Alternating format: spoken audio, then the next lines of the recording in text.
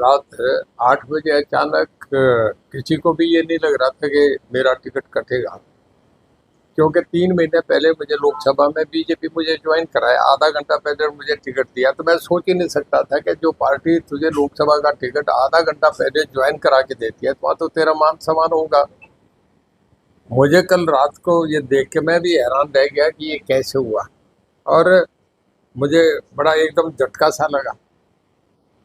अब फिर मैंने रात को लोगों के फ़ोन आने शुरू हुए 8 बजे के, ये क्या हो गया, क्या हो गया, क्या करेंगे? वो तुम सुबह आ जाओ, करेंगे। मैंने एक पोस्ट डाल दी कि कल कोठी पे मिलूंगा। सुबह 3-4 हज़ार वर्कर जो था वो कोठी पे आ गया, और सब ने यहाँ आके कहा हम क्या निर्णय करें? बोले निर्णय कुछ नहीं, हम निर्णय करेंगे। बोलो मैं भी मानता हूँ कि वर्कर नहीं फैसला करना था, तुम बोलो क्या करना चाहिए। वो कहने के बीजेपी ने टिकट नहीं दिया, कांग्रेस किसको देगी नहीं देगी, हमें ये नहीं सोचना, हमने पिछली बार इंडिपेंडेंट आपको बनाया, आप इंडिपेंडेंट खड़े हो। मुझे मेरे लोगों को मैं कहने का तुम्हारा जो निर्णय उसे मानूंगा, लोगों का निर्णय था मैंने मान लिया। लोग कहने का आप इंडिपेंडेंट खड़े हो, जब मैं खड़ा हो गया। प्रदेश में बीच मंत्री भी रहे हैं और अपने भाजपा के से भी, तो क्या आपकी सदस्यता और बीजेपी मंत्री के पद को लेकर भी आपका कहना है? नहीं, मैंने सुबह ही इस्तीफा दे दिया था। मैं समझता हूँ, देखिए, मॉरली एथिकली दुनिया पढ़ी लिखी, हम पढ़े लिखे हैं। जब मैं विधानसभा का मेंबर नहीं होके मैं 6 महीने रह सकता हूँ। नायब सिंह सैनी भी बने थे, हुड्डा साहब भी जिस दिन मुख्यमंत्री नहीं बने बने थे उस दिन वो एमएलए नहीं थे, 6 महीने रह सकता है। अब कभी अवतार सिंह बढ़ाना जो देवलाल की कैबिनेट में 6 महीने ऐसे रहे थे, बहुत ऐसे उदाहरण हैं। मैं रह सकता था, पर जब मेरा टिकट नहीं दिया गया तो मैं उस मंत्रिमंडल में कैसे बैठा रहूँ? मुझे एकदम बड़ा अफसोस हुआ कि मॉरली एथिकली मुझे नहीं रहना चाहिए। तो मैंने तुरंत मॉर्निंग, जब मैं लोगों में आके बीच में बोला, उससे पहले इस्तीफा भेज के मैं आके बात करी कि मैंने त्याग पत्र दे दिया, मुझे देना भाजपा हाईकमान ने उसके बाद आपसे कोई संपर्क बनाया?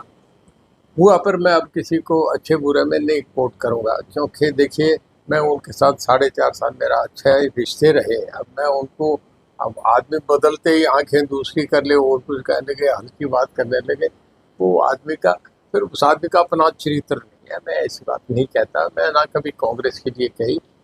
आकलन होता है कौन जीतेगा कौन हारेगा, ये तो होता है राजनीतिक, पर किसी पे पर्सनल आक्षेप नहीं लगाऊंगा। तो सब आपकी चर्चाएं चली डबवाड़ी से भी आपको टिकट देने जा रही थी। अब मुझे 2-3 जगह से ऑफर करा कि आप यहाँ लड़ लें, यहाँ लड़ लें। मैं लड़ूंगा तो मेरे क्षेत्र से लड़ूंगा, मेरे 50 साल से संबंध है। मैं 87 से हाउस का मेंबर हूँ, सबसे पुराना मेंबर मैं और रघुवीर सिंह कांते, हम तो इस हाउस में। बाकी तो मनोहर लाल जी तो 2014 में आए हैं, और हुड्डा साहब 2005 में आए। हम तो सबसे पुराने मेंबर हैं। अब जो मेरा 40 साल 50 साल से लोगों के राजनीतिक संबंध है, उसे मैं कैसे छोड़ूं? रानिया से आपका पोता इनेलो की टिकट पे मैदान में है, तो उसको लेकर आप क्या?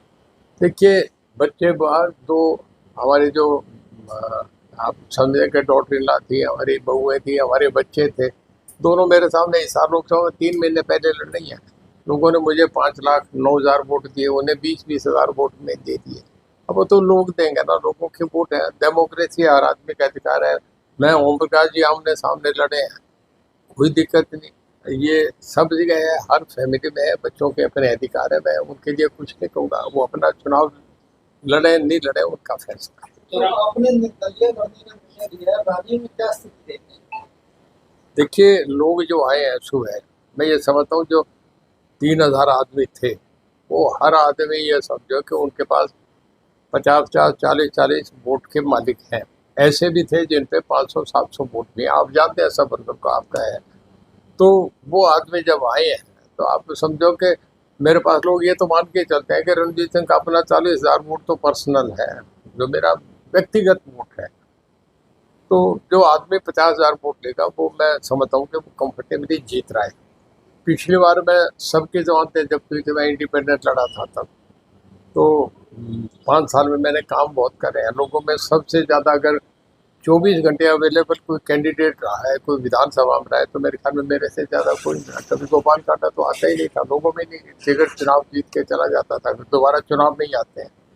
देखिए, मैं ये कहूँगा, बहुत मजबूत सेना है इन लोगों का, कोई मेरा परिवार है। मैं इनका कभी ज़िंदगी में कर्ज नहीं दे सकता। मेरे दोनों बच्चे, बेटा और पोता साथ है। मैं कहने का भाई, इन्हें भी तो मैं सौंप के जाऊँगा कि हमारा एक रिश्ता बन गया। मैं उन्हें परिवार मानता हूँ। मेरे साथ उन्होंने, जब ओम प्रकाश जी मुख्यमंत्री थे, हुड्डा साहब मुख्यमंत्री थे, तब भी उन्होंने कभी मुझे नहीं छोड़ा। जो इतने लंबे समय चले, उन लोगों का कोई मुकाबला नहीं। मैं तो उन्हें सलाम करता हूँ। क्या चौधरी किसके साहब साथ टक्कर मारी? देखिए, मैं आज के दिन देखता हूँ कि कांग्रेस एक पार्टी है। पिछली बार भी कांग्रेस पार्टी को वोट मिला था और कांग्रेस की थोड़ी सी हवा भी थी लोकसभा में। फाइट तो कांग्रेस से ही आएगी आज। हालांकि आज के दिन मैं देखता हूँ तो कांग्रेस में कैंडिडेट ऐसा नहीं है जिसके 10,000 वोट भी हों, पर चुनाव आता है तो जो कांग्रेस के कैंडिडेट के वोट है वो कांग्रेस को ही पड़ते हैं। इनेलो जो है, मैं समझता हूँ कि एक बागड़ी बेल्ट में थोड़ा है। जो चौधरी बेल्ट है, ये 40,000 जाट वोट है, जिसमें मेजोरिटी वोट तो मुझे आ रहा है।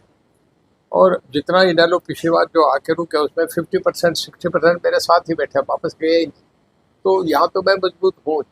मेरे बात दूसरा, मैं यहाँ समझता हूँ इनेलो आता है, यहाँ कांग्रेस नहीं है। पर जब बागड़ी इसमें नामदारी बेल्ट में जाए, कंबोज बेल्ट में जाए और प्रजापति बेल्ट में जाते हैं, या बाजीगर और दूसरी अदर समाज में, तो वहाँ इनेलो का 5% वोट की है। तो मैं नहीं मानता इनेलो फाइट तो कांग्रेस ही नहीं तो क्या इस बार 2019 का इतिहास दोहरा पाएंगे? है जी। क्या इस बार 2019 का इतिहास दोबारा दोहराने जा रहे हैं? बिल्कुल बिल्कुल, जनता दोहराएगी और मैं समझता हूँ पहले से बड़ी थी। देखो, बीजेपी ने शिशुपाल को बहुत से मैदान में उतारा है, क्या स्थिति देखता है कि किस नेतृत्व में? देखिए, अब क्यों उतारा, पार्टी का निर्णय था। मैं भी खुद हैरान हूँ कि मेरा जो टिकट मुझे 3 महीने पहले जब लोकसभा का उम्मीदवार उतारा, मेरी इसमें इतने में क्या डिस्क्वालिफिकेशन देखी कि मुझे उन्होंने छोड़ के उसको दे दिया। मैं समझता हूँ जो शिशुपाल कंबोज जो आया है, वो एक गांव से बाहर का कैंडिडेट नहीं। मेरे ख्याल में, शायद मैं गलती नहीं करा तो कभी गांव में सरपंच भी नहीं बना हूँ। और मैं सुबह से, मेरे पास कंबोज गांव के लोग भी बैठे हैं, कहते हैं जी बहुत बुरी हालत है, उसका कुछ है ही। इससे तो वो कहते हैं कि रामचंद्र कृष्ण ज़्यादा, पता नहीं क्या हालात थे, क्यों क्या हुआ, क्यों इसको टिकट मिला, ये तो पार्टी का निर्णय है।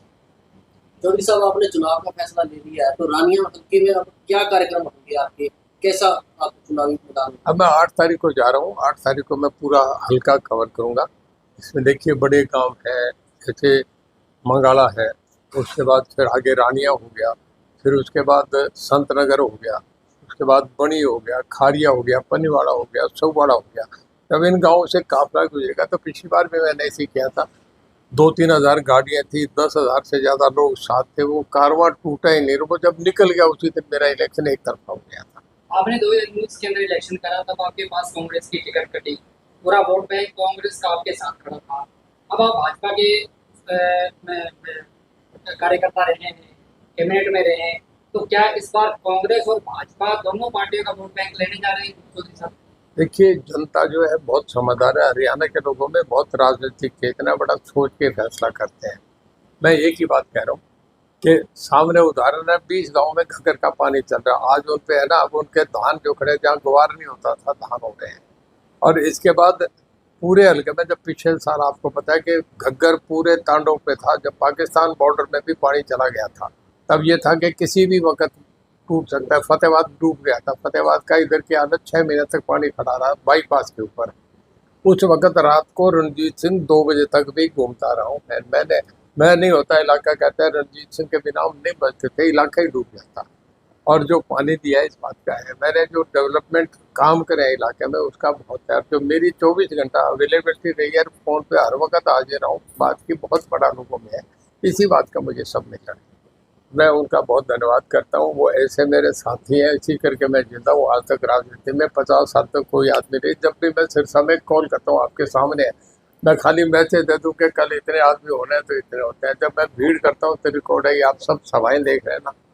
कोई भी आदमी सिरसा में 50,000 से ऊपर की भीड़ हरियाणा में भी कोई नहीं कर सकता। देखिए, मुख्यमंत्री तो सरकारी आदमी होता है, उसके साथ तो फिर सारे मिनिस्टर, कैबिनेट, सब सरकारी अधिकारी भी लग जाते हैं।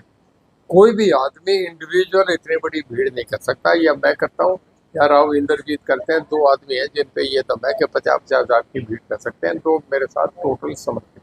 देखिए, रात को 1 बजे भी कोई प्रॉब्लम में आ जाता है, मुझे फ़ोन करता है, तो मैं मुझे लोग कह देते हैं यही नहीं मिल रहा रणजीत सिंह, हमारी बिजली चलवा। मैं रात को 1 बजे बिजली चलवा देता हूँ। किसी को थाने में कोई नाजायज कोई तंग कर ले, किसी को कर ले, तो रात को 1 बजे भी मुझे कहता है, तो मैं कहता हूँ कि छोड़ दे, मेरी जिम्मेदारी है, सुबह आ जाएगा।